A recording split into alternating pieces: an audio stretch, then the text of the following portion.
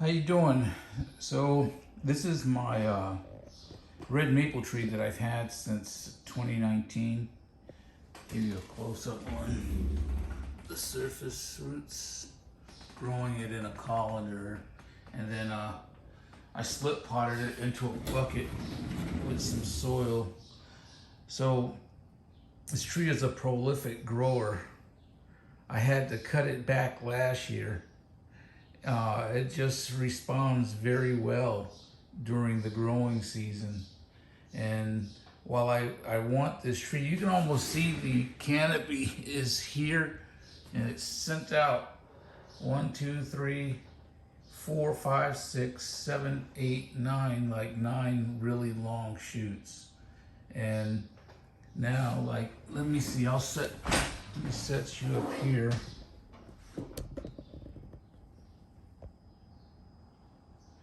So now, while I want this tree to only be 2 feet tall, now it's well over 4 feet tall, and it's approaching 5 feet. It's 4 feet 7 inches tall.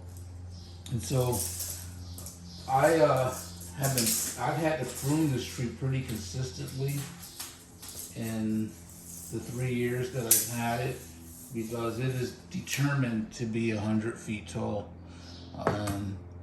So I'm going to use the same process that I always have, which is I cut and I seal the cut that I made, and then I do the next one. So I'm going to go ahead and prune this tree back. I've got my loppers already. I've already sanitized them. I'm always very tentative when I'm cutting this tree, but it needs to be done. So here we go. I'm just gonna get in here and start chopping and sealing cuts.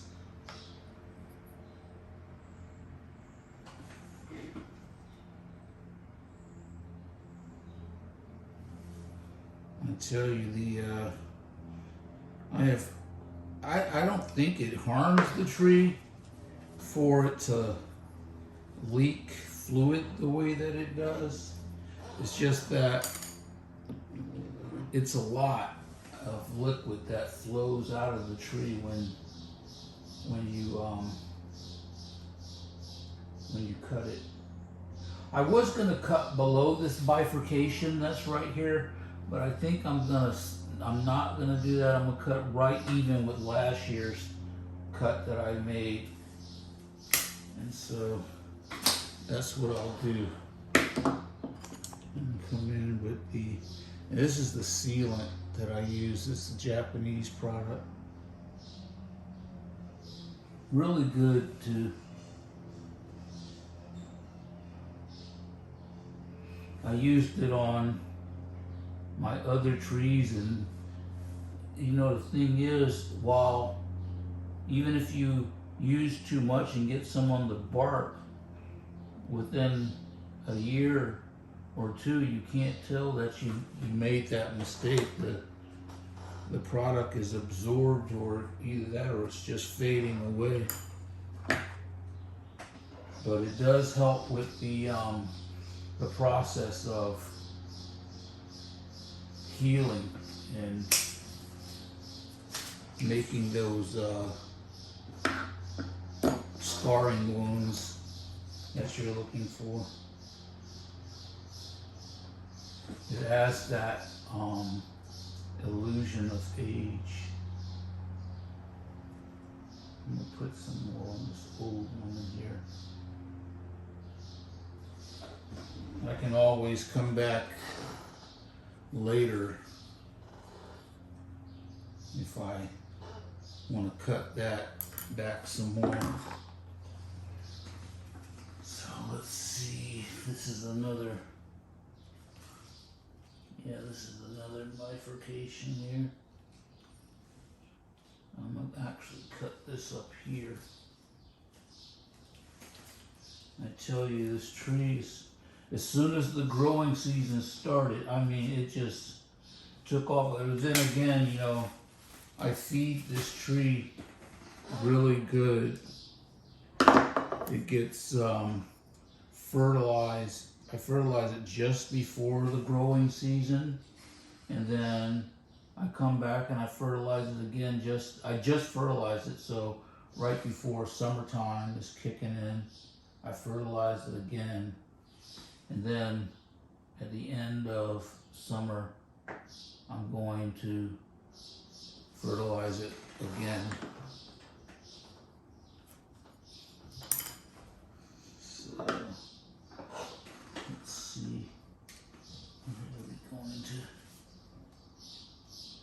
make this next cut? Right there.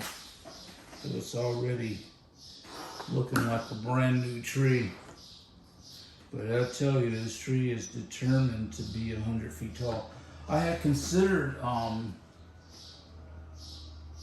defoliating it, but I've only defoliated 2 of my compositions. One I defoliated last year, and I'll show you the one that I defoliated this year. I'll go get it once I am finished with these cuts that I'm making.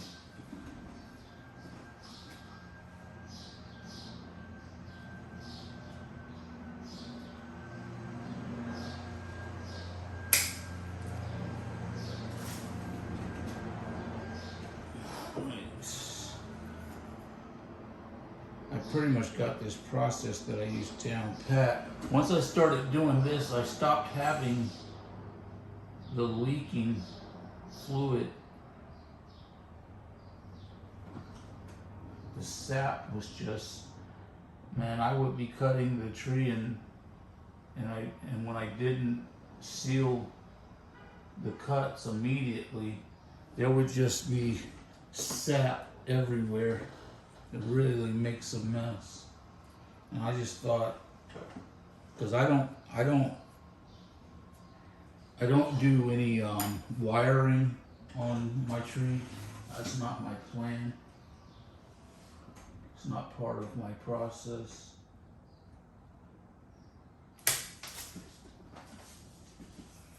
I just clip the trees.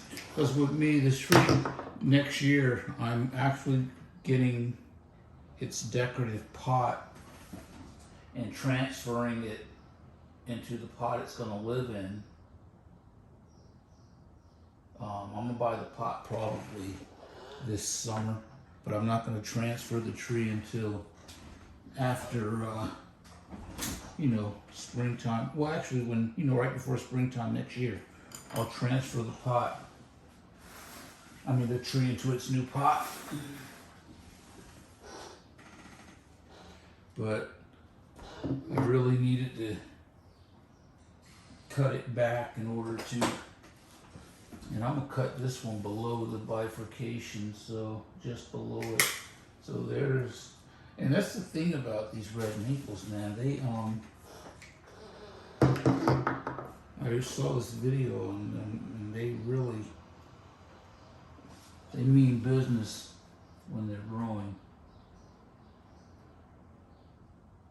So sometime between now and next growing season, because the tree won't necessarily respond to this pruning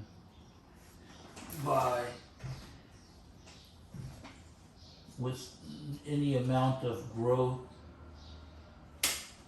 It really didn't last year. All of this growth you see me cutting now, this all is this year.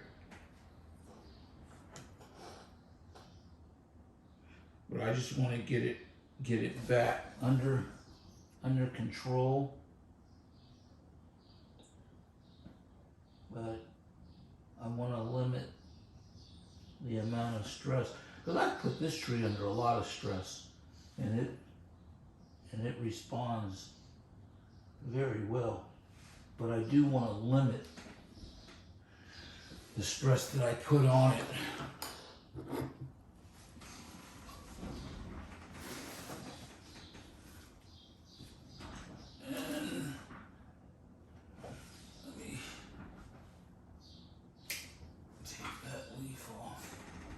And this will be the last cut that I make here. This won't be too long. I'll just cut that back right there.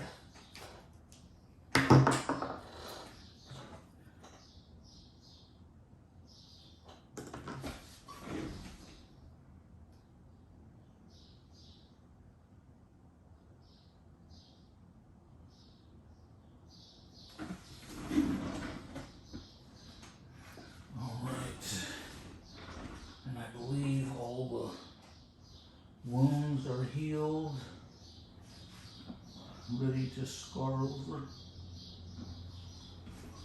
I really don't want to, I think what I'm going to do, I'll take it outside and water it in just a second. And then I'm going to bring it inside. I'm going to leave it inside because it is going, it's Memorial Day weekend and it's gonna rain. I believe it's gonna start raining tonight, if not this afternoon. So you can see here, this is all that I've cut off. I'm gonna take this and throw it outside in mine. But I'm not doing any, I have way too many trees as it is. I'm not doing any root cuttings. I have plenty of maples and have no need of any more root cuttings. But I'll go get my tree that I defoliated, the composition I defoliated, and I actually defoliated it and pruned it back.